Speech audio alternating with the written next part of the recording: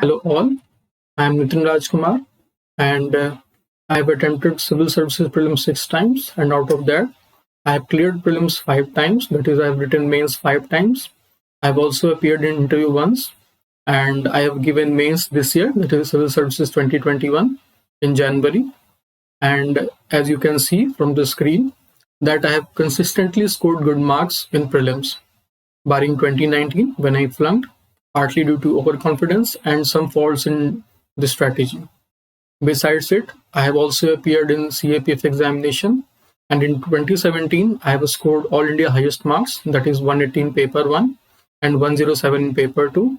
And in CAPF 2015 I have scored 152 in paper 1 and 83 in paper 2. So I am using this platform GetintoIAS, and I am very thankful to them for giving me this opportunity to share my experiences and my approach towards prelims 2022.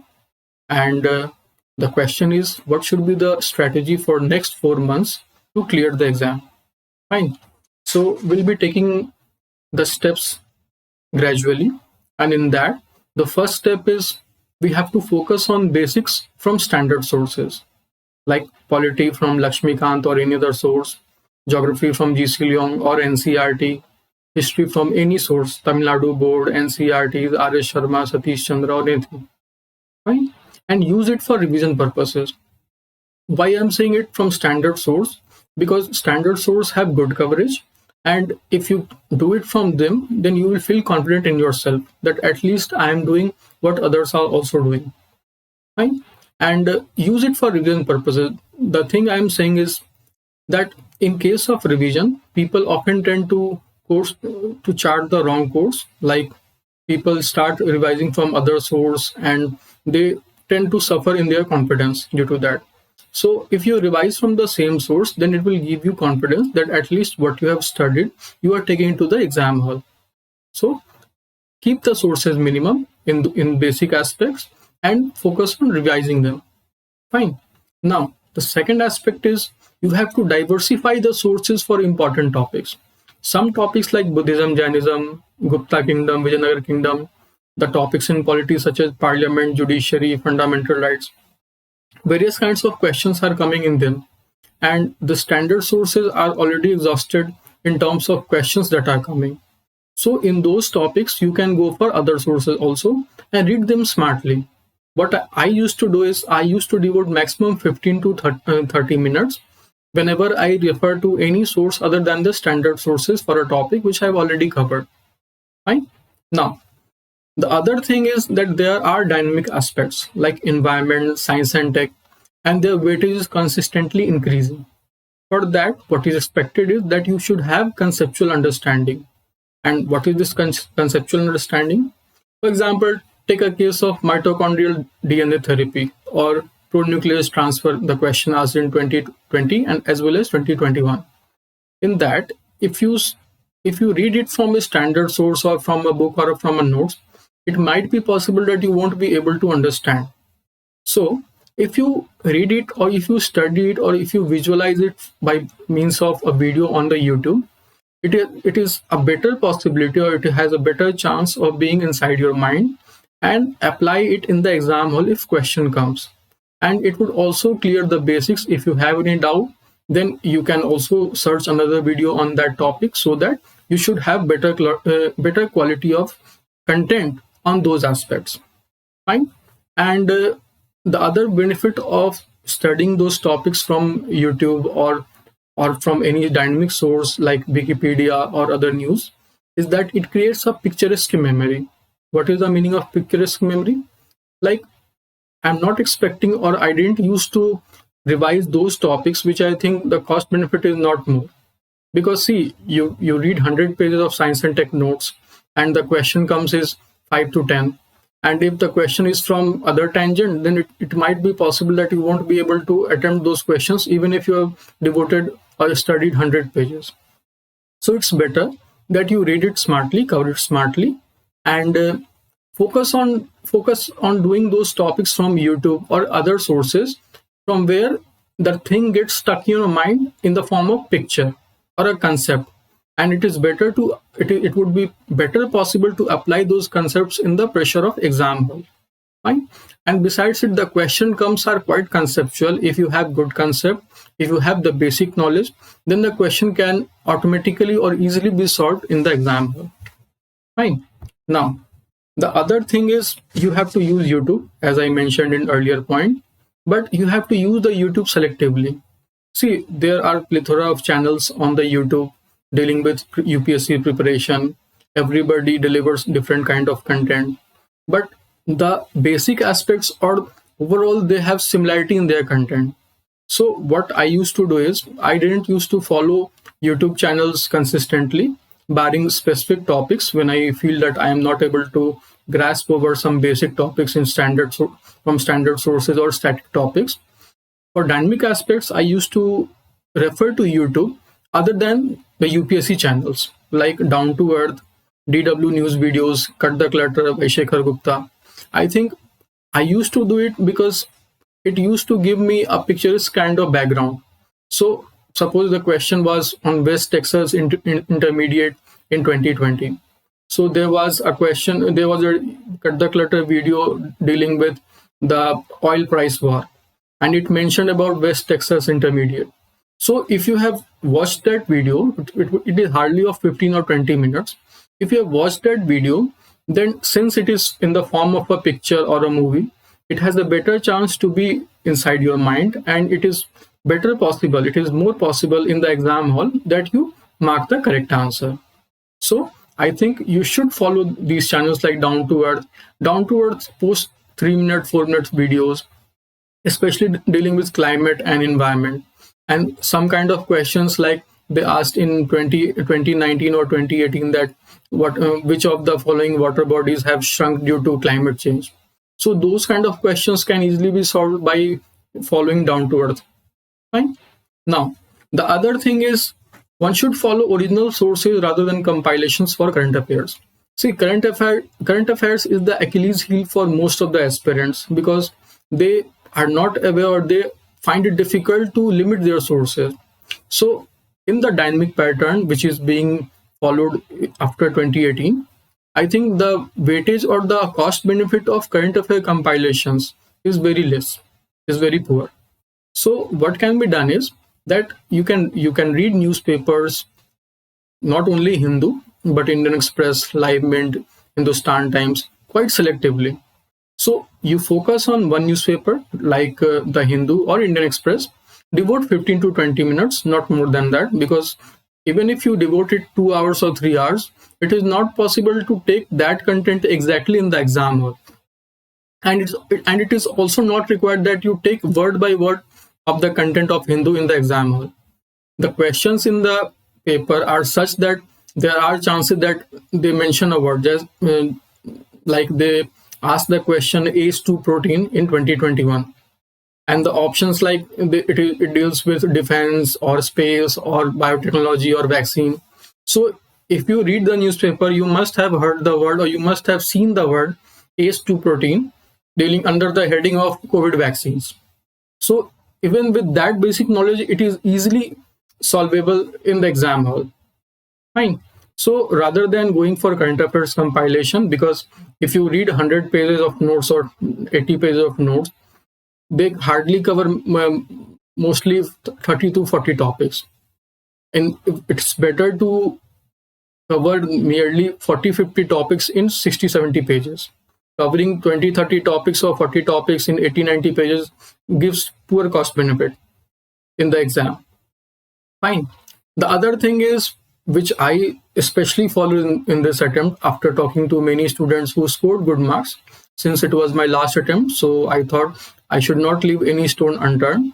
And after talking to many good scoring students, they told me that instead of solving mocks, what they used to do is they used to solve daily current affairs quiz compilation, like of Insights or IS Baba or any other coaching.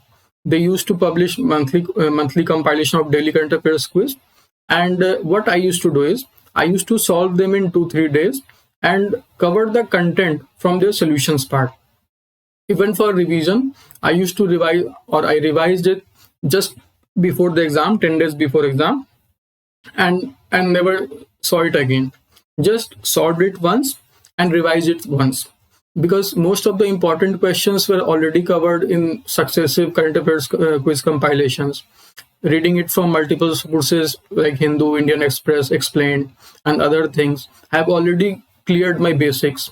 So whenever I solved these daily quiz compilations, they acted as a kind of revision for me of those original content or those sources which I have studied earlier. Fine. Now, the next thing is, which is very important, is the issue of whether we should solve random mocks, excessive random mocks, or we should be doing previous year question analysis. Earlier, I used to do many mocks before the exam. Even in 2019, I solved nearly 20-25 mocks, and I could not clear the exam that time, or I could not solve the questions in the exam hall.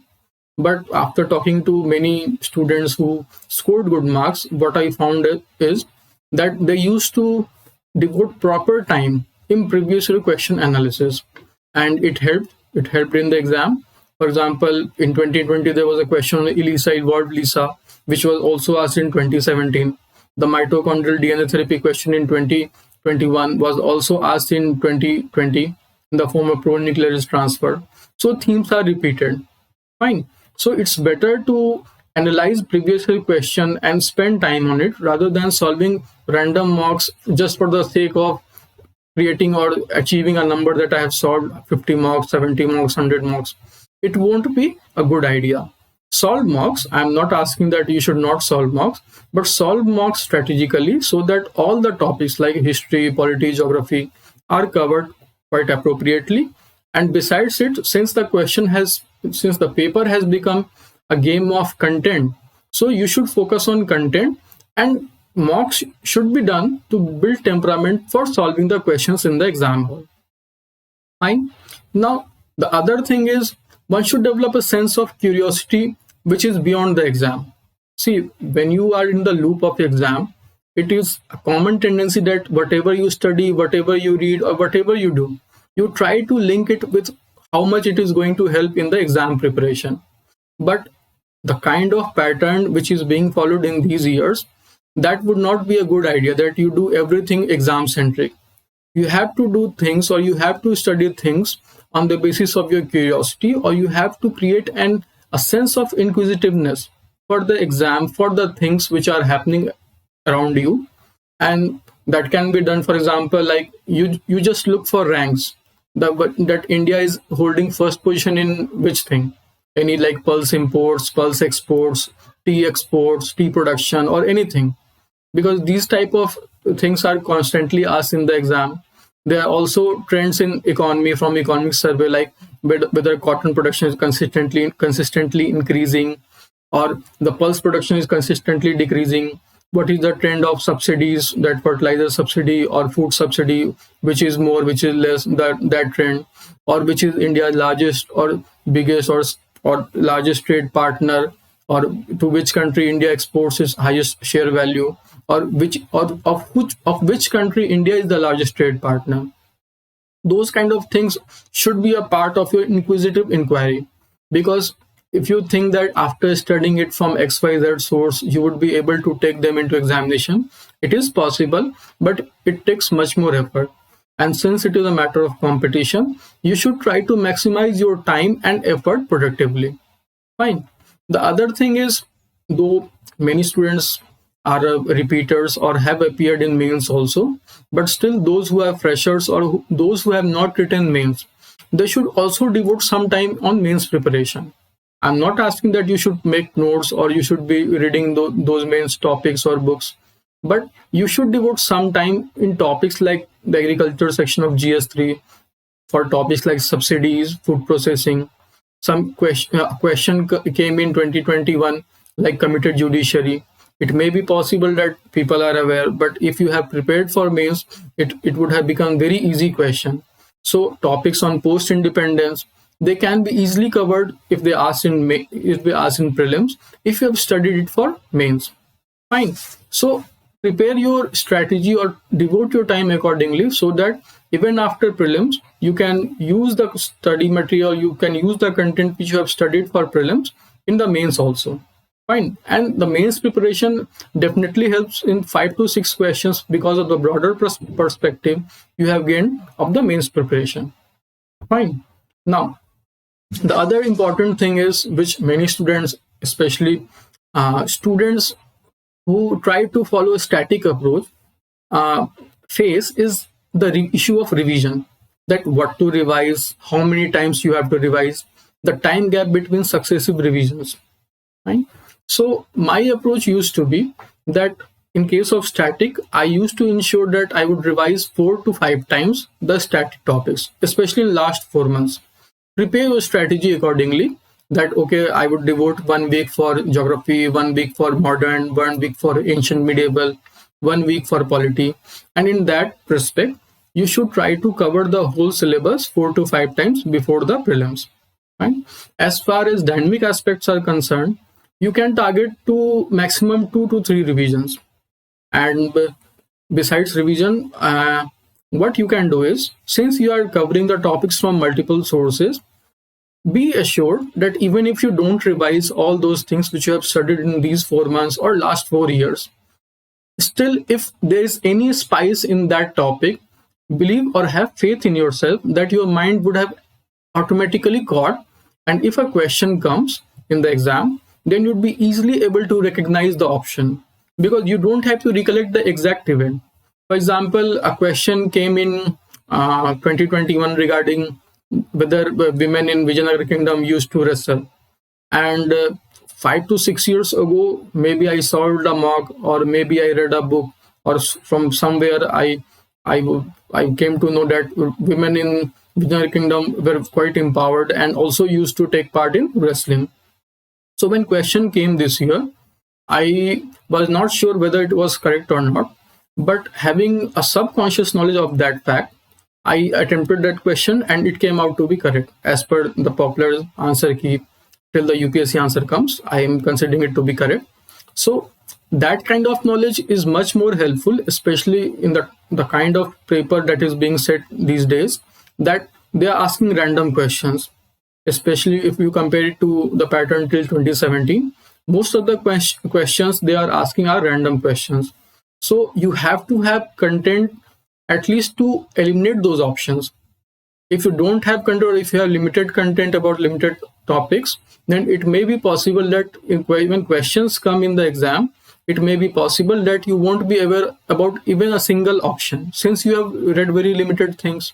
So try to read from multiple sources, try to read extensively, but don't care much about revision, especially for dynamic aspects, because the cost benefit is very less in those topics. As far as revision is concerned, the standard sources, whatever you have considered for polity, history, geography, and even for current affairs. For example, in current affairs, I used to revise the quiz compilation or any kind of notes which I have segregated from those quiz compilations before the exam. And barring it, I mostly focused on trying to read or gathering as much content as possible. Fine. Now, the other thing, which is the most important thing and most neglected thing, is the mind management in these last 4 months. See, it is a competition, we all know, and every inch which you lose is a gain for other. Fine. So try to mold your mind in such a way that you build a temperament for the exam hall. Whatever you study, if you can't or if you don't bring the temperament in the exam hall, there are chances that you won't be able to clear the exam. Simple reason is because even if you study extensively or whatever or how much ever content you study, maximum 25 to 40 questions are there about whom you can be 100% sure that I am going to mark the correct answer. Rest of the questions you have to apply the brain, take the leap of faith and attempt those questions based on your intuition, based on your subconscious mind, or based on your understanding of the situation. Fine. So if you don't manage your mind in these last 4 months, or you just create haphazard content in your mind in the last week, then it might be possible that when the question based on application or application based questions come in the exam hall, you won't be able to solve those questions because of the clutter in your mind. Fine. So try to relax or try to devise a strategy so that your mind doesn't become cluttered. So what I used to do was, in the last 1 week or in the last 1 or 2 months, I used to discuss topic with other students or my fellow students with whom I used to prepare, my friends, so that in order to impart knowledge to them, I am revising. Because there's also one tendency that when you revise before the exam, you tend to start cramming those things. But prelims is an examination of recognition rather than recollection. Fine. So if you discuss those things, it is possible that the factual things become a concept for you, and you would be better prepared to apply that concept in the exam. See? And the other thing is, I used to revise content over the phone, because if my friend is not living with me, then I used to call my friend and ask him that you discuss the points which you are remembering, or open your notes and just say the content which you are studying, and then I would say the content which I am studying, or which the notes which I have made for last moment revision. Right? And in this way, even if whatever you study in those last weeks won't be of much help in the exam, but still your mind would be cool and you would be able to apply whatever content you have studied better in the exam hall. Fine. Now the last thing which I would like to say in conclusion is that there is no fixed way to clear the exam. Whatever I am suggesting, I am sharing my opinion. It is up to the student, or it is up to you, that what kind of points you would like to pick from my suggestions and incorporate in your own strategy. Fine. But there is one constant theme in the preparation strategies of all students. That is, one should have strong basics. Because the 20 to 25 questions which are easy or which are solved by everyone, if you fail to correctly mark those questions, then you are just giving edge to your competitors. So try to focus on those basic aspects, the history, polity, geography, economy. And the other thing, that is the 60-70 questions of the dynamic aspects. Try to have extensive knowledge of maximum things. The extensive knowledge means you just have to have peripheral knowledge of maximum content, that is less of more. Through that, you can easily have at least some idea about the topics which are being asked in the exam, and in that way you can attempt those questions. And in the exam hall, what you can do is, if you have any idea about any point, attempt those questions.